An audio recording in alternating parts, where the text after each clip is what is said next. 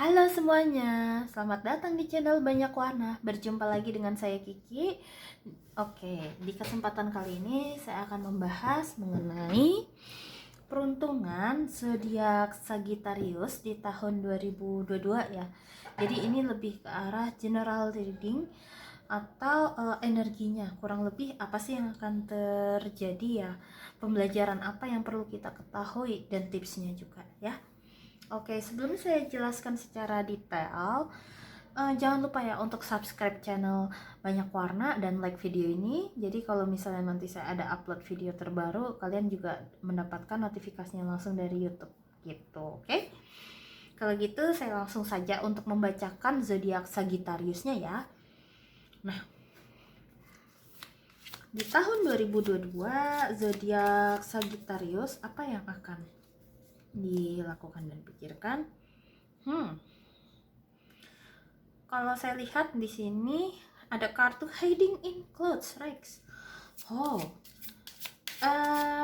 apakah kalian di tahun lalu atau tahun-tahun sebelumnya kamu seperti kayak ketika melakukan sesuatu kayak masih belum all out, atau bisa dibilang kayak belum maksimal?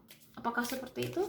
Atau merasa tidak percaya diri, atau nggak berani, atau takut? Itu yang saya rasakan di sini ya. Jadi kayak entah apapun itu, kamu kayak merasa ini belum sempurna, atau belum berjalan lancar, atau masih ragu, apapun itu kondisinya. Saya lihat nanti di tahun 2022 kamu ada lebih ke arah gini, kamu punya beberapa perencanaan. Kamu termasuk orang yang rapih dalam ingin melakukan suatu hal atau mengeksekusi sebuah proyek atau kegiatan. Di sini kamu sangat matang perencanaannya. Seperti kayak ada prioritas atau make list atau to do list. Di sini kamu orangnya benar-benar terencana seperti itu.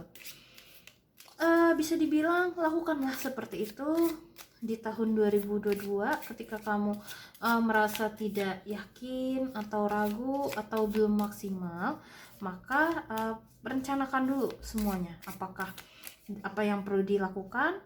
Dan kalau misalnya tiba-tiba terjadi hal-hal yang tidak mengenakan, setidaknya kamu juga ada rencana backup di situ, backup plan ya. Itu yang saya lihat di sini. Soalnya kenapa saya bilang harus ada backup plan? Di sini kita lihat ada vulcano. Jadi situasi di lingkungan kamu ketika kamu sudah merencanakan suatu hal, Sagittarius, di tahun 2022 akan ada kondisi di mana yang benar-benar tidak terduga. Hal-hal, kondisi yang membuat kamu jadi kayak, aduh, aku tuh padahal udah berencana ini, tapi kok kejadian ini tiba-tiba. Nah, itu yang saya tadi bilang, backup plan. Jadi backup plan itu nggak hanya satu, tapi bisa 2 atau 3 backup juga. Planningnya apa? Plan itu perencanaan ya. Jadi kayak kamu punya rencana cadangan ketika ingin membuat suatu hal dari perencanaan awal. Habis itu nanti ada nih rencana cadangan. Kalau misalnya rencana awal itu gagal, jadi kamu bisa menjalankan rencana kedua, ketiga, dan keempat. Jadi bisa lebih fleksibel di situ. Jadi terkadang keteraturan itu memang bagus. Namun kalau misalnya situasi tidak mendukung, nah ini kamu kayak belajar untuk lebih fleksibel. Itu yang saya lihat di sini. Tidak semua harus perencanaan berjalan mulus. Terkadang memang agak belok-belok untuk balik lagi ke rencana awal. Kayak gitu. Itu yang saya lihat di sini. Karena akan ada suatu kondisi yang dimana kayak kamu benar-benar harus mengubah rencana dari rencana awal ke rencana yang baru. Jadi itu yang saya sarankan, jangan terlalu terpaku harus yang rencana awal ya rencana awal aja, atau cuma satu. Jadi harus ada backup planning, rencana cadangan. Termasuk kalau kamu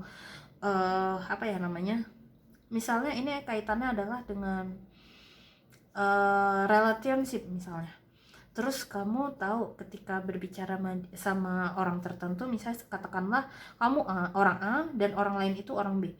Katakanlah orang B itu orangnya sulit mengerti, Oleh karena itu, kamu perlu perhatikan lagi. Kamu harus merespon dia bagaimana, ajak ngomong dia bagaimana. Mungkin sedikit berbeda ketika kamu berbicara dengan orang lain. Seperti itu. Jadi bagaimana caranya belajar ngomong biar lebih sesuai dengan situasi. Delegasi lagi, komunikasi lagi, berarti di sini ya. Tindakan manajemen dan komunikasi itu yang saya lihat. Di sini mungkin bisa dibilang hiding in clothes rack, mungkin ada beberapa hal yang tidak berjalan mulus sesuai dengan ekspektasi di situ. Jadi saya sarankan boleh kita berekspektasi terhadap suatu hal, tapi ingat harus ada kadarnya, takarannya. Karena ketika kita sangat berekspektasi banget, berekspektasi sekali, atau berekspektasi itu artinya adalah kita berharap seseorang atau kegiatan apapun itu kondisinya sesuai dengan harapan kita. Misalnya saya berharap orang itu, kalau misalnya ini konteksnya pasangan ya, misalnya saya berharap dia berlaku baik, care sama saya. Nah, itu ekspektasi. Jadi sebelum kamu menaruh ekspektasi tersebut ke orang lain, taruhlah ekspektasi tersebut atau harapan tersebut ke diri kita sendiri. Kita yang mulai care dulu diri sendiri. Itu yang saya lihat di sini. Karena kalau misalnya kita tidak care terhadap diri kita sendiri dahulu, ya masa orang lain mau care sama kita? Karena apapun itu semuanya dimulai dari bagaimana kita memperlakukan diri kita sendiri. Kuncinya di situ. Dan di sini ya ada vulcano problemnya di situ ya. Jangan menaruh harapan terlalu tinggi kepada orang lain. Itu kunci salah satunya. Biar kamu tidak terlalu kecewa. Kendalanya di situ. Yang bisa melakukan dan mengendalikannya siapa? Ya dari kita sendiri lagi. Di situ. Oke, lalu berikutnya, ketika kamu sudah mulai bisa mengelola perasaan tersebut, maka di sini kamu akan menemukan kenyamanan ke dalam diri kamu sendiri. Dan kamu bisa lebih fleksibel, tidak harus melulu A, B, B seperti itu, enggak. Jadi kamu bisa lebih fleksibel, tenang, tapi juga tahu harus ngelakuin apa, kayak gitu di sini yang saya lihat. Jadi lebih enjoy the moment ketika kamu mulai bisa tidak menaruh ekspektasi lebih atau harapan lebih kepada orang lain atau kegiatan atau project, tapi tetap fokus sama proses, sama prosedurnya, dan membuat perencanaan cadangan seperti itu. Kalau memang harus sukses, ya kamu harus bikin rencana yang backupnya ini seperti itu ya. Kalau kita konteksnya ngebahas bisnis ya, seperti itu. Karena kan kadang kan tanggung jawabnya kan berbeda-beda apa yang perlu dijalani ya kalau bisnis itu.